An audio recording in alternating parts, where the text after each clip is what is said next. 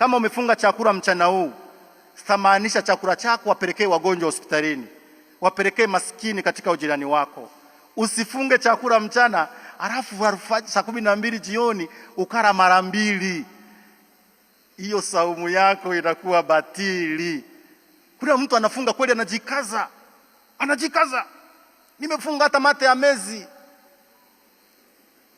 Wakati anajikaza, jikoni yuko anakarangiza huko, shopping ya nguvu, usiku anakula mara 3. Nabii Isaya tena anatuambia akasema, jamani, kufunga kwetu sisi sio kufunga ili tudai haki baadaye. Nakuta mtu amemaliza kufunga alafu ana bango, anamwendea Mwenyezi Mungu, ninataka haki yangu.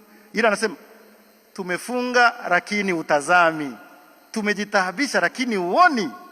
Nabii Isaya anasema eti watu wanaandamana kwa Mwenyezi Mungu, na mfungo wangu wote bado ninaugua, bado nakosa school fees.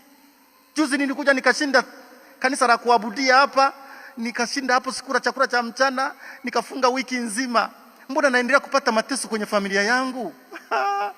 Jamani, huo sio mfungo.